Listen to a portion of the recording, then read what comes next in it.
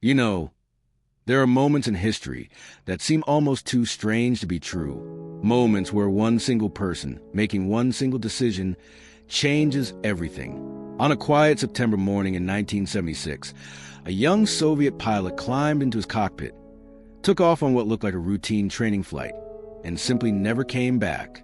He didn't crash. He wasn't shot down. He made a choice, and that choice would embarrass the Soviet Union in front of the entire world, expose one of the biggest military bluffs of the Cold War, and hand the United States one of the greatest intelligence gifts in its entire history. His name was Viktor Ivanovich Belenko. He was 29 years old, and the aircraft he was flying was a MiG-25 Foxbat, the most feared fighter jet on the planet. To understand why this story matters so much, you need to understand the fear that this airplane created in the West. Around 1970, American intelligence satellites began photographing a completely unknown Soviet aircraft being tested in secret. It was enormous, far bigger than any Soviet fighter ever built before. It had massive engines and huge wings, and in the world of combat aviation, big wings mean one thing: maneuverability. This new jet looked capable of outturning and outrunning anything NATO had in the sky. And then in March of 1971, the Israelis got a real taste of what this aircraft could do. Their Air Force detected an unknown jet flying over their territory at 3 times the speed of sound, climbing to nearly 65,000 feet. They scrambled their fastest interceptors to catch it. They never got close. That aircraft was a MiG-25 Foxbat. And after that day, the West was genuinely frightened. The Americans were so alarmed that they reshaped the entire F-15 Eagle development program specifically to counter this new Soviet threat. Billions of dollars, years of work, all driven by fear of one single Soviet airplane. And here's a remarkable thing. Almost everything the West believed about the MiG-25 was completely wrong. Viktor Belenko knew the truth because he flew the MiG-25 every single day at the 530th Fighter Aviation Regiment at Chagyevka Air Base near Vladivostok, just 644 kilometers from the Japanese coast. He understood things about this aircraft that Pentagon analysts and CIA officers sitting in Washington simply could not know from blurry satellite photographs. Those enormous wings that had so alarmed Western analysts were not there for maneuverability at all. They were there because the MiG-25 was built not from lightweight titanium like the American State Route 71, but from heavy nickel steel. It needed those huge wings simply to stay in the air. The aircraft was not an agile dogfighter. It was a heavy, inflexible machine built for one very specific job. And even in that one job, there were secrets the Soviets had never shared with anyone. That MiG-25 the Israelis had spotted in 1971 flying at Mach 3.2 had basically destroyed its own engines doing so. The heat and mechanical stress of exceeding Mach 2.8 was so catastrophic that Soviet pilots had been secretly instructed never to go beyond that speed in normal operations. The aircraft that NATO feared could fly at Mach 3 was under secret orders from its own Air Force not to do so, because the engines would tear themselves apart. As one aviation curator at the Smithsonian later described it perfectly, the State Route 71 was fast but could run a marathon. The MiG-25 was a sprinter, but a sprinter who was actually slower than the marathon runner. Beyond the technical reality of his aircraft, Belenko was losing faith in the system around him. He had grown up believing completely in the Soviet Union, working his way up through its ranks, earning the privilege of flying its most prestigious aircraft. But he had seen too much corruption, too many lies, too many promises that never became reality.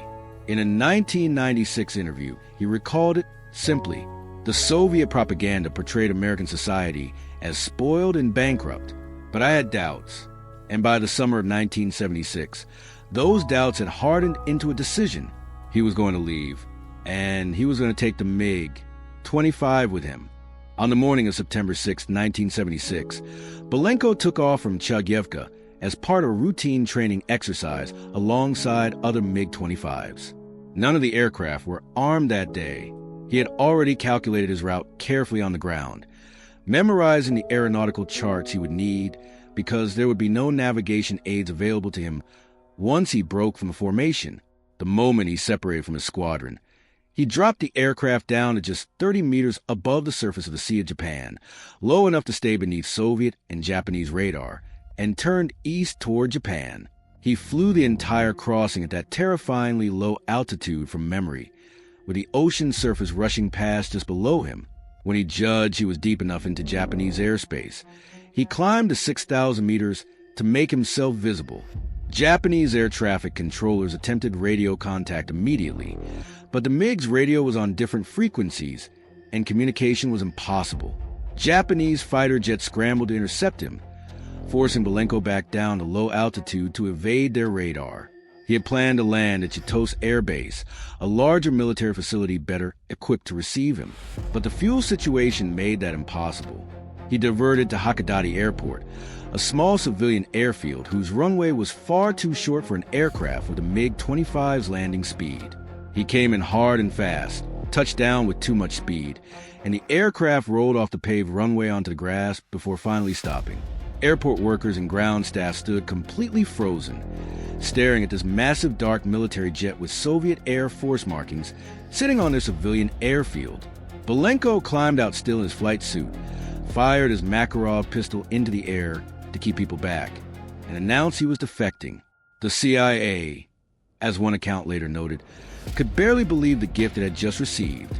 The MiG-25 was transported to a nearby military facility and taken apart piece by piece. American technical experts examined every single component with extraordinary thoroughness, and what they found completely changed the West's understanding of Soviet military aviation. The airframe was nickel steel, not titanium. The avionics used technology America had moved past years earlier. The radar was powerful in a brute force sense, but outdated and lacking the capabilities Western analysts had assumed it possessed.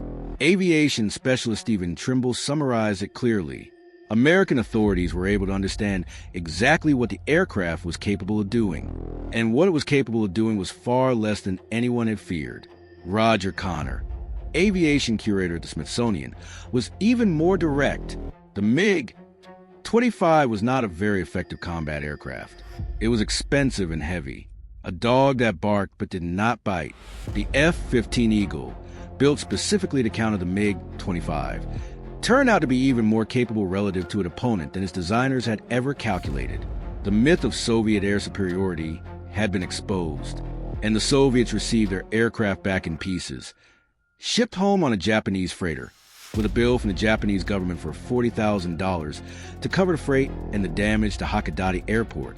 Meanwhile, Viktor Belenko was being debriefed extensively by the CIA, producing an enormous amount of intelligence about Soviet aviation and military culture.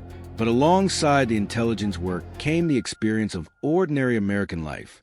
And for a man who had grown up entirely within the Soviet system, that experience was genuinely overwhelming. He asked to visit an American supermarket. His handlers took him to a regular grocery store in a regular American town. Belenko walked in and stopped. He stood in the aisle and looked at the shelves, at the abundance, the variety, the sheer quantity of goods available to any ordinary American citizen on any ordinary day. He stood there for a long time without saying a word. And then he asked quietly whether this store had been specially arranged for his visit, whether the Americans had stocked these shelves to impress him, the way Soviet authorities would stage things for foreign visitors. When they told him no. This was just a normal store, that every town in America had stores exactly like this, that nothing had been prepared or arranged in any special way. Belenko was silent for a long moment. He had spent his entire life being told that capitalism exploited its people, and that the Soviet workers' paradise was superior to the bankrupt West. Standing in that grocery store on an ordinary American afternoon, he understood for the first time what the truth actually looked like. Viktor Belenko received American citizenship in 1980 and built a quiet life working as an aviation consultant. He lives in the United States to this day. His military identity documents and handwritten notes from his flight to Japan are on permanent display at the CIA Museum in Washington. The MiG-25 went on to serve in Soviet and later Russian service for decades, exported to countries including Algeria, Syria, and India, which used it as a reconnaissance aircraft for over 25 years before retiring it in 2006. The Soviet Union eventually built more than 1,200 of them, but none of that changes what happened on that September morning in 1976. One pilot, one decision, 644 kilometers across the Sea of Japan, and the most feared military bluff of the Cold War was over. If you enjoyed this story, subscribe to this channel for more Cold War stories every week. Next week, we are going inside the most secret submarine program of the Cold War and telling you how American technology became so advanced that the U.S. Navy was silently tracking Soviet submarines across entire oceans without the Soviets ever knowing they were being followed. See you next week.